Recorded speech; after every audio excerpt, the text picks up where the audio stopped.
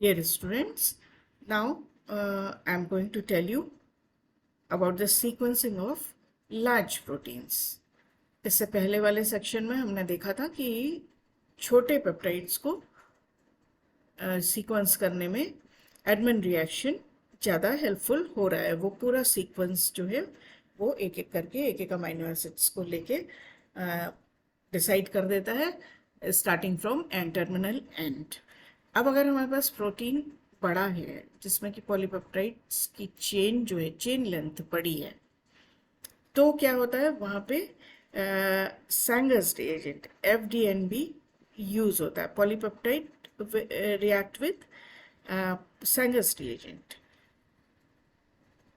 तो इसको कैसे करेंगे ये आगे देखते हैं। Large protein must be sequence in smaller fragments. अब स्मॉल करना पड़ेगा फ्रेगमेंट को। पता तो चल गया सैंगर रिएजेंट से कि उसका एन टर्मिनल एंड क्या है, एन टर्मिनल एंड रेजिड्यू या अमीनो एसिड क्या है, लेकिन वो सीक्वेंस बड़ा लग रहा है। ना उसको क्या करें?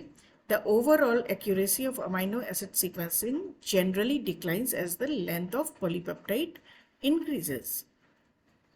The very large polypeptides found in proteins must be broken down into smaller pieces to be sequenced efficiently. There are several steps in the process. First, the protein is cleaved into a set of specific fragments by chemical और enzymatic methods. अब दो method use किए जाएंगे बड़े लंबे polypeptide के लिए, chemical या एंजाइमेटिक या दोनों। अलग अलग जैसे पॉलीपेप्टाइड है, एक तरह का पॉलीपेप्टाइड उसके कई सैंपल्स रख लिए गए, एक पे केमिकल ट्रीटमेंट किया गया, एक पे एंजाइमेटिक ट्रीटमेंट किया गया, एक पे एडमंड रिएक्शन से एंड टर्मिनल एंड डिसाइड किया गया, दूसरे से सैंगर रिएजेंट से किया गया। इस तरह से एक ही पॉलीपेप्टाइड के बहुत से सैंपल्स रखे जाते हैं जिससे कि कई रिएक्शंस उससे परफॉर्म किए जा सकें। If any disulphide bond is present they must be broken. तो वो तो ब्रोक करने के लिए हमने रिड्यूसिंग कंडीशंस यूज कर ली, और फिर जो रिडक्शन के बाद एसिड ग्रुप फ्री हुआ उसे एल्काइलेट भी कर लिया। Each fragment is purified and then sequenced by Edman procedure. अब जो छोटा फ्रेगमेंट है उसको एडमंड रिएक्शन से determined कर लिया। Finally, the order in which fragments appear in the original protein is determined and disulfide bonds, if any, are located. ये तो total procedure हो गया। Now, इस सेक्शन में हम ये देख रहे हैं कि जो ये कॉमन मेथड्स यूज किए हैं पॉलीपेप्टाइड को फ्रैगमेंट करने के लिए, लंबी पॉलीपेप्टाइड चेन को तोड़ने के लिए, जो कि केमिकल भी हो सकते हैं और एंजाइमेटिक प्रोसीजर्स भी हो सकते हैं, तो वो क्या है। रिएजेंट्स बायोलॉजिकल सोर्स है। इसमें आपको एक साइनोजेन ब्रोमाइड जो है वो केमिकल है, वो बायोलॉजिकल सोर्स से अलग है। सो बायोलॉजिकल सोर्सेस देख लें, बायोलॉजिकल सोर्सेज और यहाँ पे क्लीवेज पॉइंट्स। पॉलीपेप्टाइड चेन में किस दो अमीनो एसिड्स के किस एंड पे ये ट्रिप्सिन एक्ट करता है।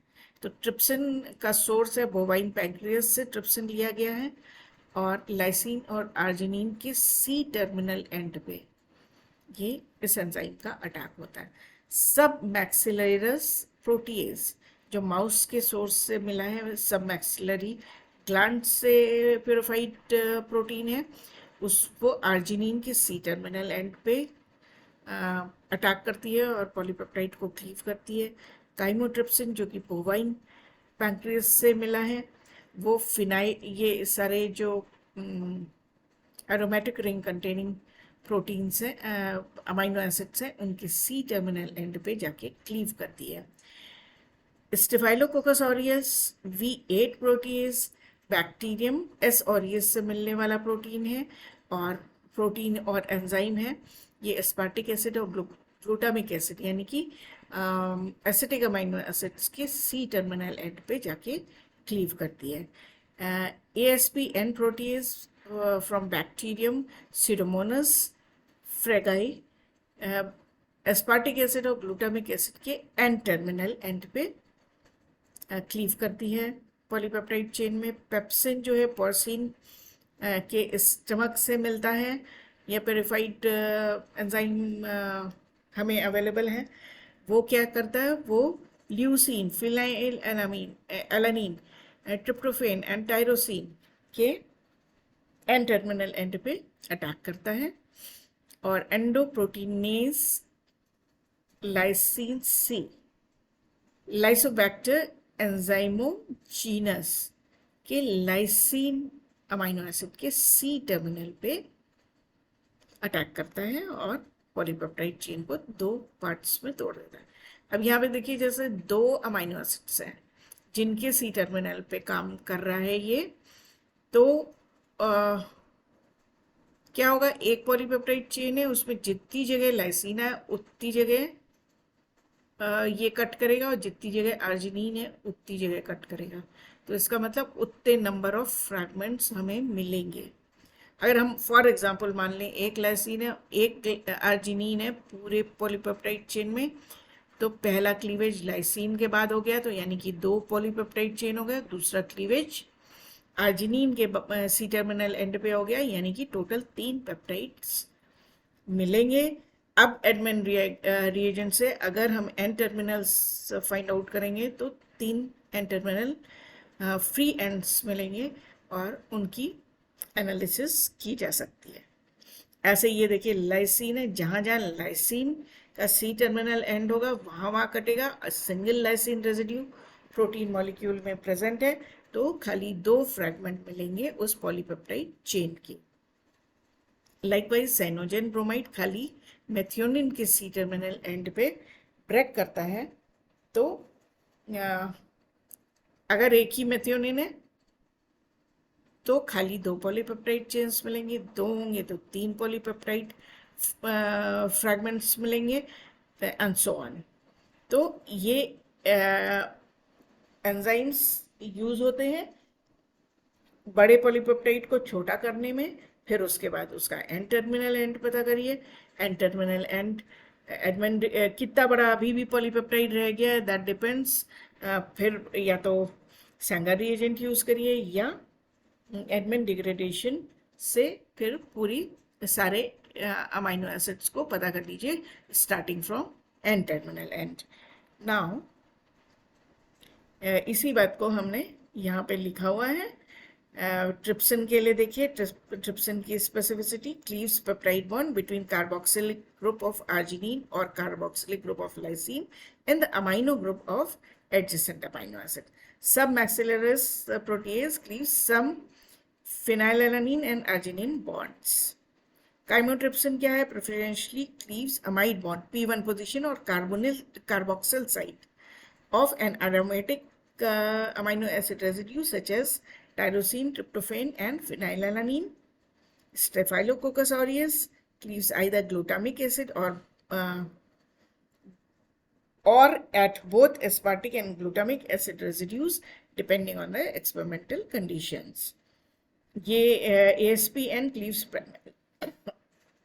primarily at amino site of aspartic residue and cysteic acid residues that result from oxidation of cysteine residues, generating a limited number of peptide fragments. Pepsin cleaves peptide bond in amino terminal site of cyclic amino acid residues. ये जो है tyrosine है, phenylalanine है और tryptophan है। साइनोजेन bromide hydrolyzes peptide bond at C terminus of methionine residue and it is a chemical compound. It is not an enzyme. So next section में हम इसका next step देखेंगे।